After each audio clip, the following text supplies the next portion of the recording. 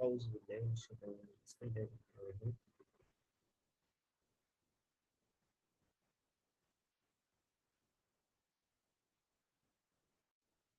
ধন্যবাদ সবাইকে।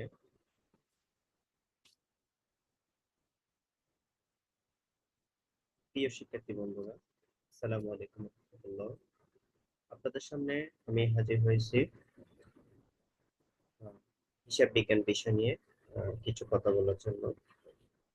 শুরুতে আমার পরিচয় আমি আমার পরিচয়টা আমি দিয়ে দিচ্ছি। আমি মোহাম্মদ দিদারুল আলম। আমার পড়ালেখা হচ্ছে CSCC charter accountant course complete,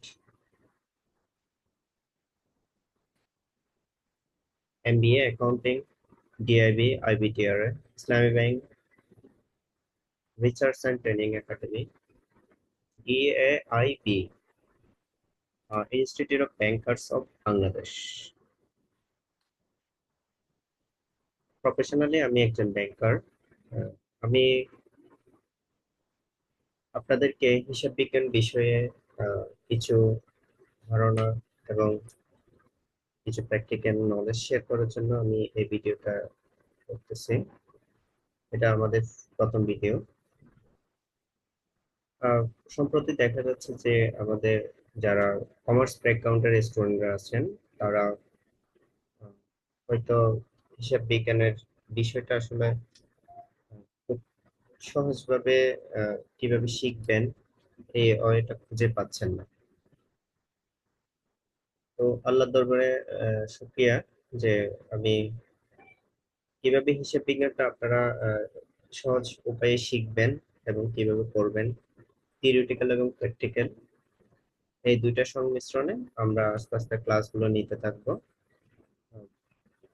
আপনাদের প্রয়োজনে। আমরা ক্লাসগুলোর মাধ্যমে আপনাদের হিসাব বিজ্ঞান বিষয়ে আপনাদের যা যা জানা দরকার, যা যা জানা দরকার এগুলো আমরা আপনাদেরকে সহযোগিতা করবো ইনশাআল্লাহ। শুরুতে বলে রাখি, আমি হিসাব বিজ্ঞান বিষয়টা নবম এবং দশম শ্রেণী হিসাব বিজ্ঞান বিষয় নিয়ে আমি আলোচনা করব। শুরুতে আমরা হিসাব বিজ্ঞান পরিচিতি নিয়ে একটু দেখব।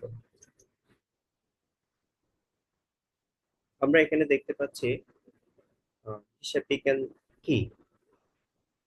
আসলে হিসাব বিজ্ঞান হচ্ছে এমন একটা প্রক্রিয়া যার মাধ্যমে ব্যবসায়িক লেনদেন রেকর্ড করা হয়, যেটাকে আমরা লিপিবদ্ধ বলি, বিশ্লেষণ করা হয় এবং উপস্থাপন করা হয়।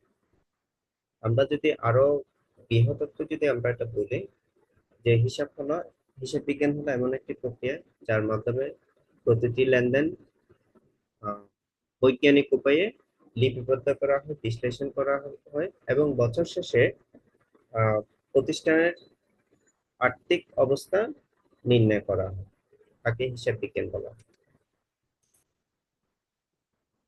আমরা হিসাব বিজ্ঞানের সংজ্ঞা দিতে গিয়ে আমরা এখানে কিছু আহ, মনীষীগণ কিছু সংজ্ঞা দিয়েছেন। তার মধ্যে আছে হিসাব বিজ্ঞান হলো আর্থিক তথ্য সংগ্রহ, সংরক্ষণ, বিশ্লেষণ এবং উপস্থাপনের একটি পদ্ধতি যা সিদ্ধান্ত গ্রহণ সহায়তা করে।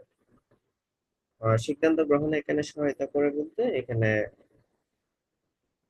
ব্যবসায়িক প্রতিষ্ঠানকে তারা যে আলটিমেট গোলটা অ্যাচিভ করতে চাচ্ছেন সেই গোলকে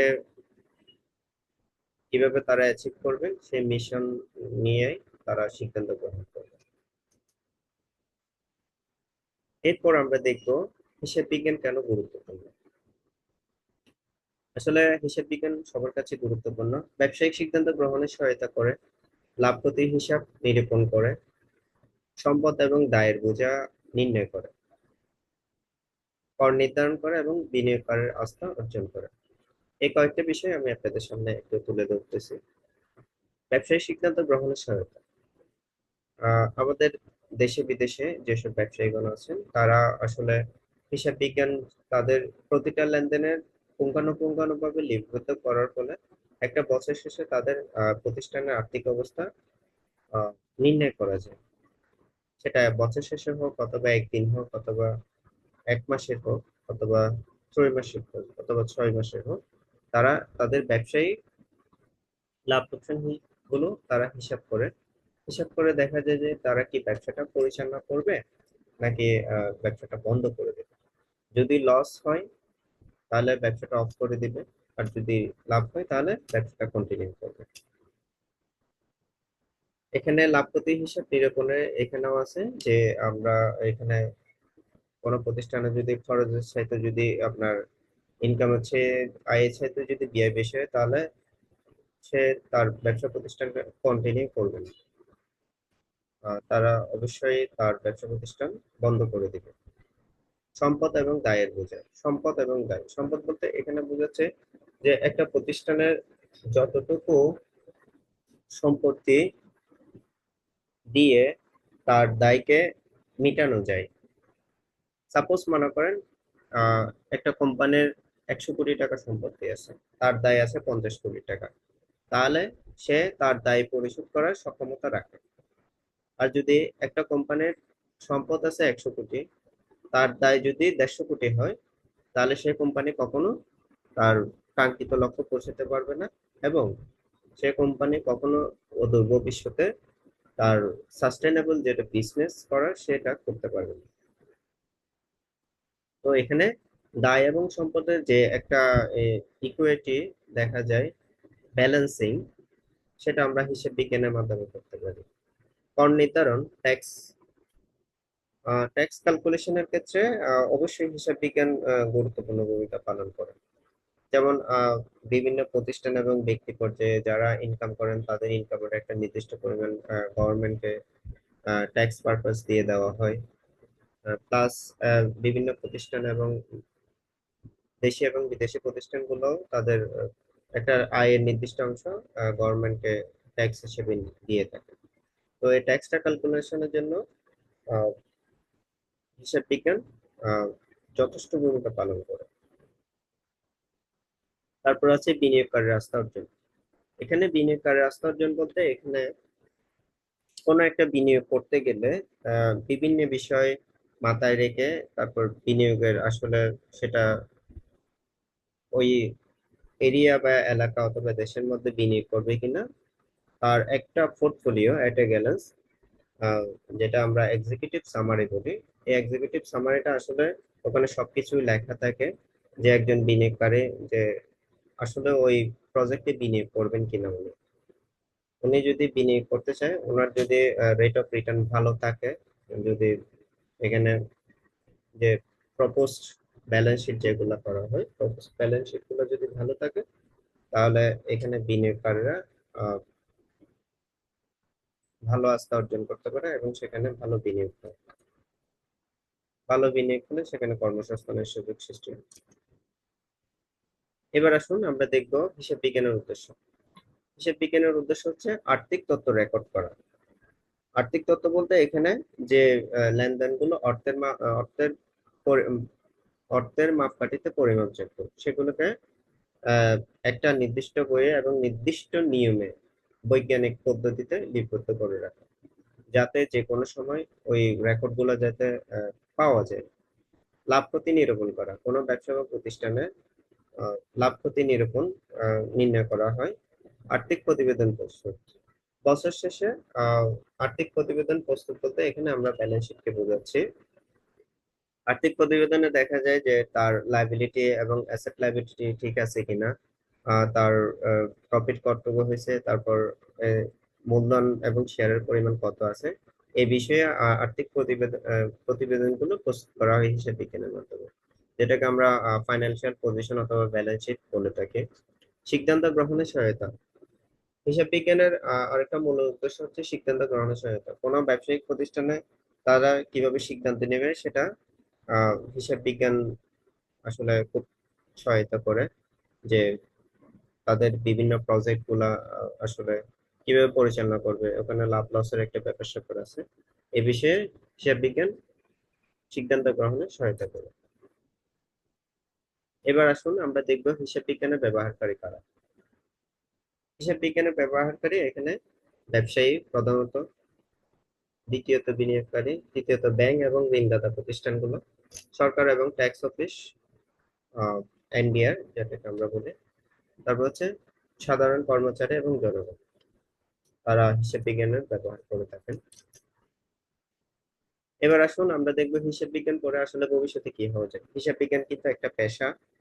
আহ এই পেশায় আমরা ভবিষ্যতে একজন অ্যাকাউন্টেন্ট হতে পারি, একজন চার্টার অ্যাকাউন্টেন্ট হতে পারি, যেটা মোস্ট ভ্যালুয়েবল জব, এবং চার্টার সিএ। তারপর হচ্ছে অডিটর, অডিটর হওয়া যায়, ফাইন্যান্স অফিসার হওয়া যায়, ব্যাংকার হওয়া যায়, শিক্ষক, প্রভাষক, অধ্যাপক, হ্যাঁ, লেকচারার, এগুলো আসলে হওয়া যায়। তো আমাদের হিসাব বিজ্ঞানের আসলে ওয়াইড রেঞ্জ একটা ইয়ে আছে, যে ডিমান্ড আছে ন্যাশনাল এবং মাল্টি ন্যাশনাল ক্ষেত্রে।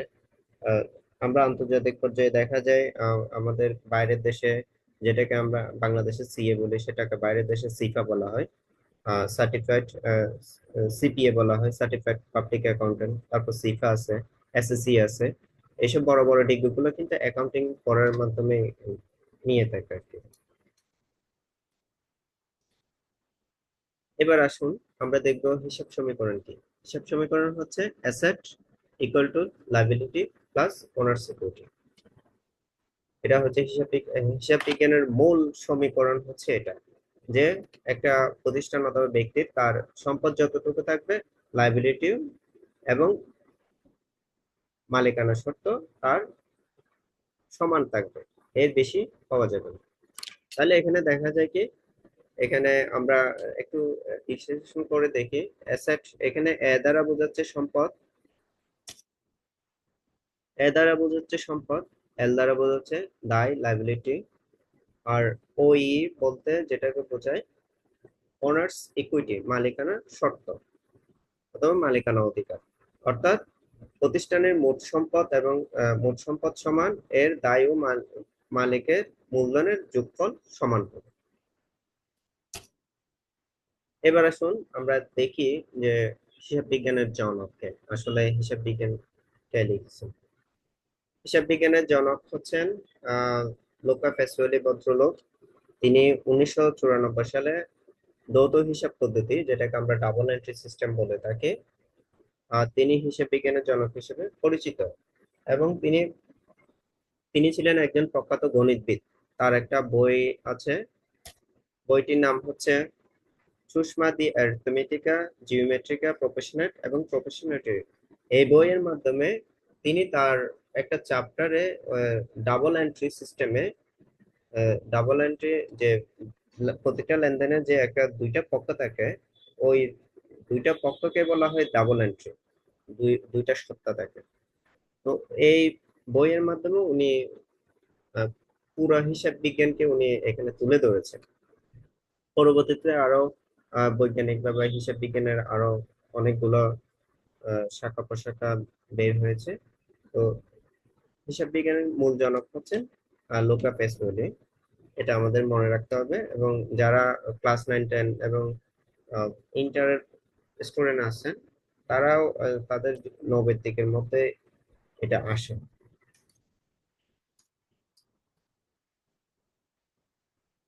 তো ধন্যবাদ সবাইকে। আসলে আজকে আমি ক্লাস দীর্ঘায়িত করব না। আজকে আমাদের প্রথম ক্লাস ছিল। এখানে আরেকটা বিষয় আমি একটু আপনাদের দৃষ্টি আকর্ষণ করছি, সেটা হচ্ছে আমাদের এখানে হাজার হাজার স্টুডেন্ট আছেন যারা আসলে টাকার অভাবে পড়তে পারতেছেন না, ক্লাস ঠিক মতো করতে পারতেছেন না, ভালো টিচারের কাছে পড়তে পারতেছেন না। আসলে তাদের জন্য আমি এই ক্লাসগুলো নিয়ে আসছি। আহ, আমার দুইটা ফেসবুক পেজ আছে, সরি, একটা ফেসবুক পেজ এবং ইউটিউব চ্যানেল আছে। আপনারা চাইলে এই ইউটিউব চ্যানেল এবং ফেসবুকে আমার অ্যাড হলে আপনারা প্রতিদিনের যে একটা ডিটেলসটা আপনারা পেয়ে যাবেন ইনশাল্লাহ। আমি আপনাদেরকে নিয়ে যাই। আমার ফেসবুকের নাম হচ্ছে facebook.com/easy accounting 2000।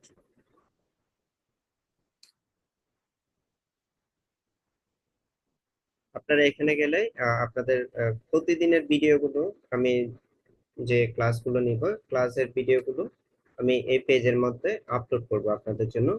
আপনারা এই পেজে গেলে আপনারা ইজিলি ভিডিওগুলো পেয়ে যাবেন। ক্লাস 9, 10, 11 এবং 12। আমি প্রথম স্টার্ট করছি ক্লাস 9, 10 এর ক্লাস দিয়ে। এর পরবর্তীতে আমি আস্তে আস্তে ধীরে ধীরে 9, 10, 11, 9, 10 তো স্টার্ট করছি, তারপর 11 inter first year second year, এরপর degree first year second year, honours first year second year, third year, fourth year, এভাবে আমি আস্তে আস্তে ক্লাসগুলো টাচ করার চেষ্টা করব। তো আপনারা আমার এই অ্যাকাউন্টিং পেজ এটাতে আপনারা লাইক দিয়ে রাখবেন। আপনারা যে কোনো ভিডিও এখানে ইনশাল্লাহ পেয়ে যাবেন। এছাড়াও আমার ইউটিউব চ্যানেল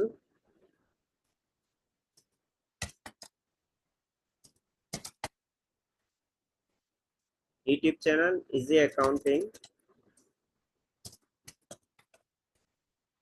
2025-এ 2025 আপনারা এই ভিডিওগুলো ইনশাল্লাহ পেয়ে যাবেন। আমি দুইটা প্ল্যাটফর্মে আমি ভিডিওগুলো আপলোড করে রাখবো। আপনারা চাইলে সহজে ভিডিওগুলো দেখে আপনারা আপনাদের প্রবলেমগুলো সলভ করতে পারবেন। আমি প্রতিটা ম্যাথ আমি আসলে স্টার্ট করব।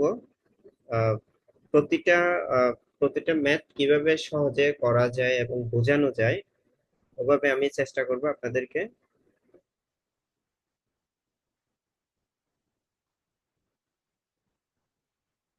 এটা হচ্ছে আমার চ্যানেল, ইউটিউব চ্যানেল। এই চ্যানেলে আপনারা সাবস্ক্রাইব করে আপনারা ইজিলি অ্যাড হয়ে যেতে পারবেন। এবং আপনাদের যখন যা প্রয়োজন, হিসাব বিজ্ঞান সম্পর্কিত হিসাব বিজ্ঞান সম্পর্কিত যখন কোনো প্রবলেমে পড়বেন, তখন আপনারা ইজিলি আমাকে মেসেঞ্জারে অথবা হোয়াটসঅ্যাপে অথবা ইউটিউবের যে ভিডিও লিংক থাকবে, ওখানে ভিডিও লিংকের নিচে কমেন্টে আপনারা কমেন্ট করে রাখতে পারবেন। আমি যে কোনো সময় চেষ্টা করব দ্রুততম সময়ের মধ্যে আপনাদেরকে প্রবলেমটা সলভ করে দেওয়ার জন্য। সেটা হোক ম্যাথের সলিউশন অথবা আপনাদের থিওরিটিক্যাল কোনো প্রবলেম, সেটা ইনশাল্লাহ আমি চেষ্টা করব আপনাদের জন্য। আহ, আপনারা যাতে ইজিলি প্রবলেমটা সলভ করতে পারেন। তো আজকে আসলে আমি কিছু বিষয়ে আরেকটু আমি আপনাদের কাছ থেকে সময় নিচ্ছি। যেমন আমি এখানে 9, 10 এর বইটা এখানে ওপেন করলাম। এই বইয়ের আমরা আজকে হিসাব বিজ্ঞান পরিচিতি এখান থেকে স্টার্ট করছি। তো আমি আহ, শু- এখান থেকে স্টার্ট করে আমরা অধ্যায় 1 থেকে শুরু করে অধ্যায় 12 পর্যন্ত আমরা ইনশাল্লাহ ক্লাস নিব। এবং এখানে লেনদেনের পর থেকে কিন্তু আমাদের অঙ্কের ক্লাস শুরু হয়ে যাবে আর কি। আমরা সেকেন্ড ক্লাস যেটা করব সেটা হচ্ছে লেনদেন নিয়ে আলোচনা করব। এখানে অনেকগুলা ম্যাথের ক্লাসের একটু ইয়ে আছে। তো আমরা এখানে দেখব। তারপর দুই তরফা দাখিলা পদ্ধতি প্লাস আদার্স যেগুলো আছে আমরা পর্যায়ক্রমে ইনশাল্লাহ আমরা চেষ্টা করব আপনাদের সামনে তুলে ধরার জন্য। প্রতিটা ক্লাস এবং ইজি ওয়েতে কিভাবে শেখানো যায় সেই চেষ্টা আমাদের থাকবে। এবং সেই ফর্মুলাটা আমরা ইনশাল্লাহ বের করে রেখেছি। আহ ইনশাল্লাহ আপনাদের সামনে ভালো কিছু থাকবে। যারা এসএসসি এবং এসএসসি পরীক্ষার্থী আছেন তারাও আসলে আমার সাথে যোগাযোগ করতে পারেন যদি হিসাব বিজ্ঞান রিলেটেড কোনো কিছু জানার থাকে। আর যারা ক্লাস 9, 10 এর আছেন তারাও আমাদের সাথে আমার আমার সাথে যোগাযোগ করতে পারেন। হিসাব বিজ্ঞান সম্পর্কিত কোনো কিছু জানার প্রয়োজন হলে অথবা কোনো জায়গায় কোনো কিছু না বুঝলে, হ্যাঁ, আমাকে মেসেজ করবেন। ইনশাল্লাহ আমি মেসেজের উত্তর দেওয়ার জন্য সর্বাত্মক চেষ্টা করব। তো আজকের মতো এখানে আমি ক্লাসটা সমাপ্তি করতেছি। সবাই ভালো থাকবেন, দোয়া করবেন। সবাই সবার জন্য দোয়া করবেন যাতে সবাই ভালো থাকে। আল্লাহ হাফেজ, ফি আমানিল্লাহ। আসসালামু আলাইকুম।